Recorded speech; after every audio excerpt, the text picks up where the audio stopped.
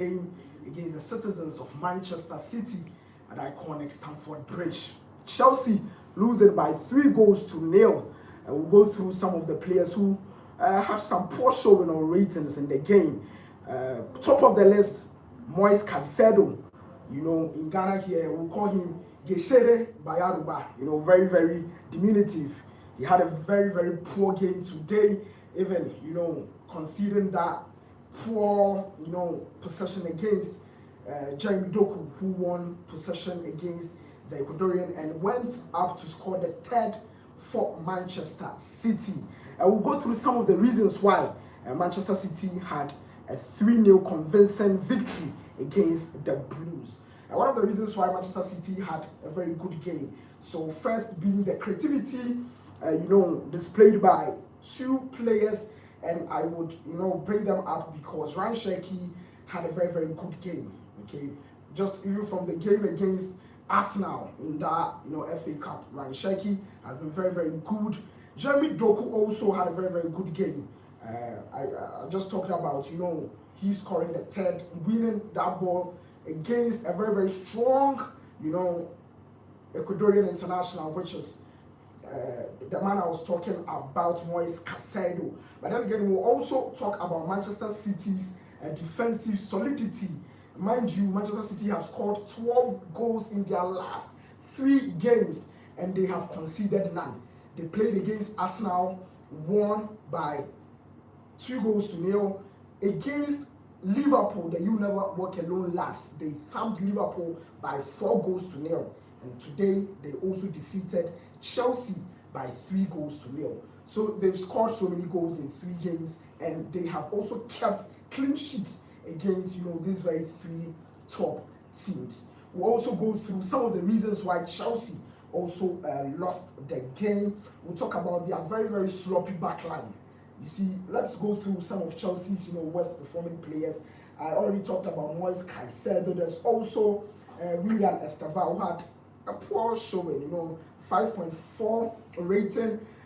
Doesn't, tell, nothing good to write home about. A very promising Brazilian international. Malo Gusto also didn't really, make it in this game. He struggled to contain Jeremy Doku.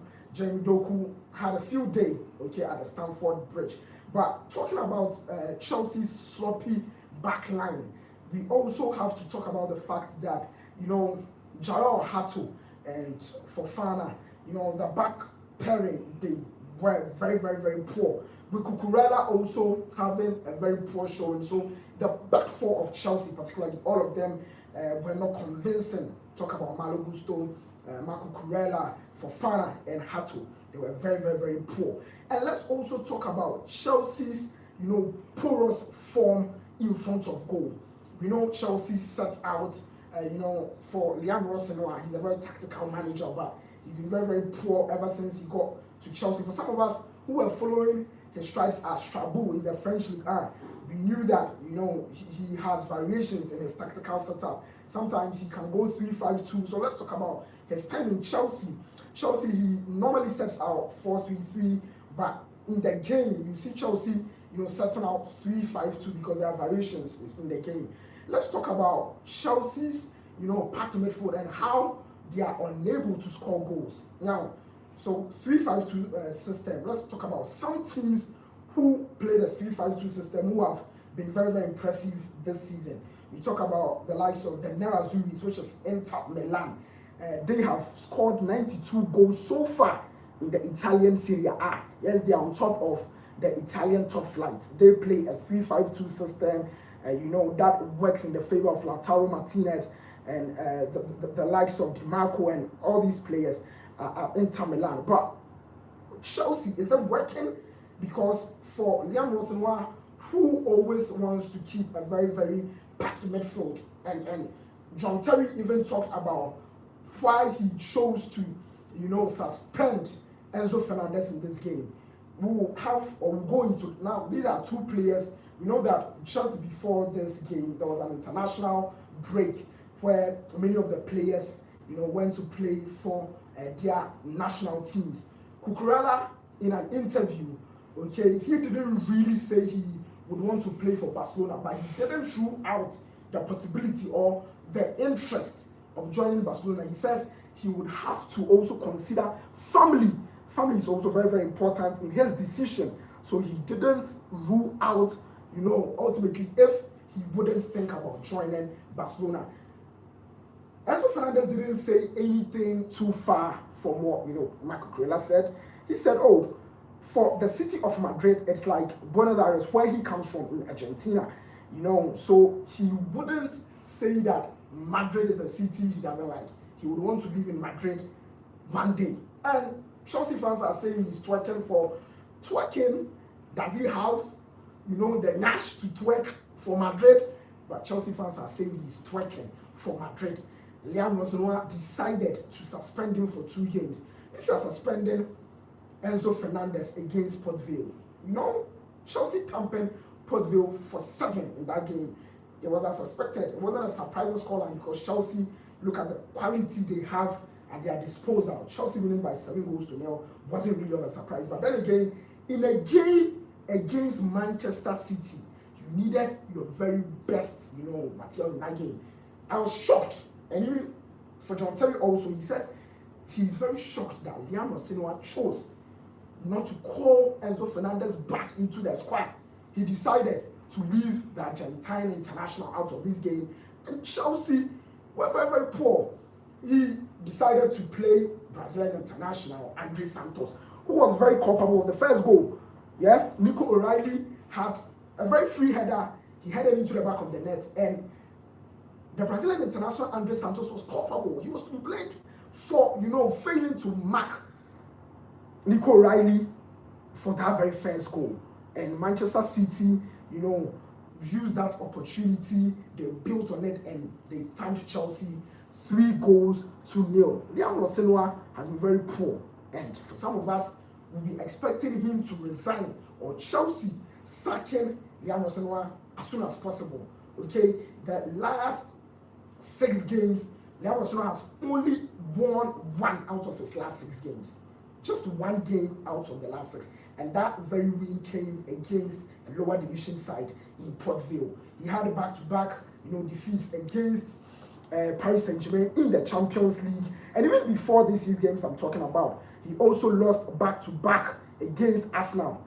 This is an Arsenal side who struggled to even beat Wolverhampton Wanderers, in the English Premier League. They are bottom of the English top flight, but they defeated Arsenal, who say they are on, form. Arsenal say they would want to win the league, but they struggled, and Wolverhampton Wanderers won against Arsenal. The same Arsenal lost against AFC Bournemouth.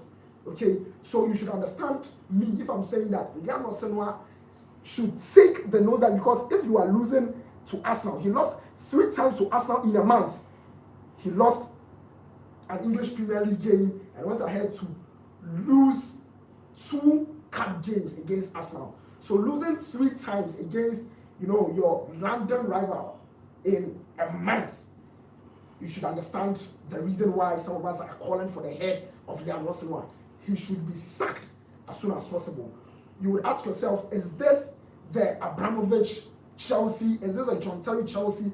Is this the Frank Lampard Chelsea? Is this the Carlo Ancelotti Chelsea? Is this the Antonio Conte Chelsea we know, who are very pragmatic? Chelsea, at least, are expected to win at least 1 trophy every season. Chelsea wouldn't go years without winning. But ask yourself, even after the World Club, trophy where they won against Paris Saint-Germain, the World Club Championship, Chelsea they've been very, very poor this season. Chelsea Football Club, they've been very, very poor this season. And we'll go through the managerial hiccups also. Todd Bowley also having issues with, some of the top hierarchy in the Chelsea, Football Club managerial hierarchy. Let's talk about Todd Bowley. He has a 12.5% stake in the West London club. And ask myself, Todd Bowley wants to control everything. We see him at the helm of, we see him at games, we see him in the stadium trying to, and you see, even for Liam Rosenwa, who has always been saying he's in charge, he has always been claiming he's in charge, he's in charge, but we know that Liam Rosenwa is not in charge. Yeah, Liam Arsenal is not in charge. We know that there are certain Chelsea, managers who are controlling Liam Arsenal. Some of the decisions he's taken, he doesn't take it on his own accord. And we'll talk about the Clear Lake Capital, who have a whooping 61.5% stake. Co-founders, the Begdad El Bali and Jose El Feliciano Group. They are considered the most active and powerful figures behind the scenes. But there's internal power struggle at Chelsea also. We can't deny that fact. In 2022, reports of some fractured relationship between Todd Bowley and the Clear Lake Group.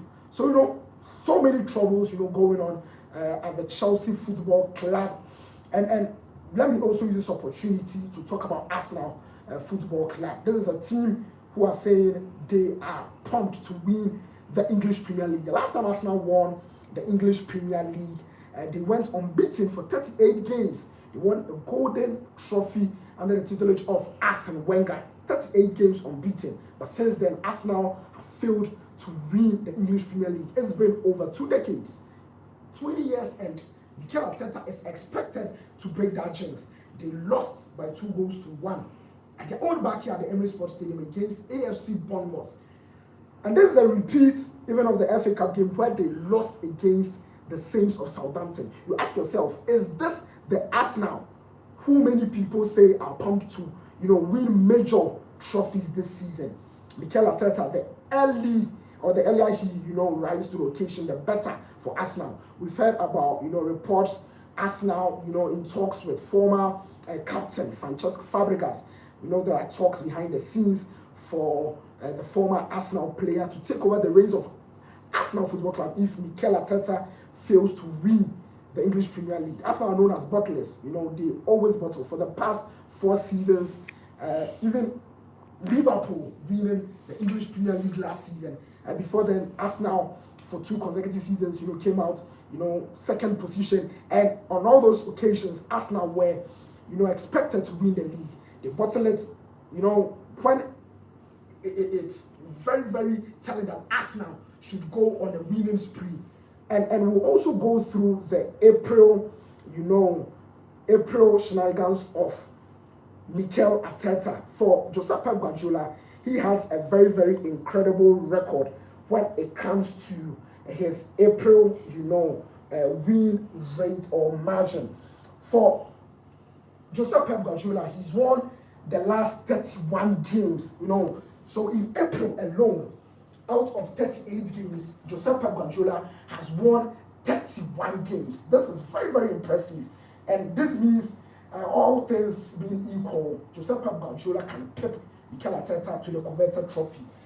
So let's juxtapose it to Mikel Arteta, who has only won 26.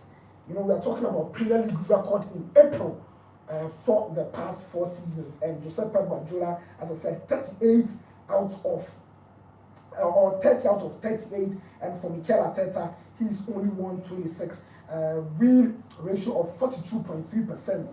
For Josep Guardiola is a win ratio of 78.9%. When it comes to April, Josep Guardiola is a genius, and I wouldn't be surprised if Manchester City goes on to win the remaining games.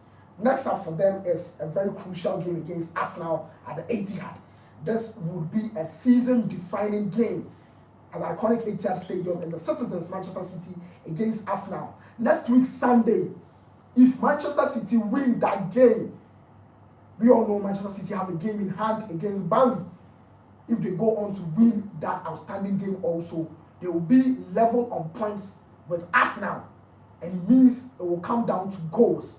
Now, Arsenal have a superior goals, advantage as it stands, because Manchester City have a game in hand, But the Manchester City we know can score, in 6s and 7s in their next, couple of games. So for some of us, we wouldn't be surprised if Josep Guardiola thumbs Mikel Arteta by 4 goals to none. It happens. Even their last game, Mikel Arteta won and kept a clean sheet. So it wouldn't be surprising if he beats Mikel Arteta in the next English Premier League fixture as well, and goes on to beat Burnley also. So this is where we bring, the wraps up to the Afroculture Sports Today will bring you much more details in subsequent bulletins. But then again, let's also not forget that Real Madrid are also 9 points. You know, they trail Football Club Barcelona by 9 points in the La Liga. For Barcelona, runaway leaders, and they will win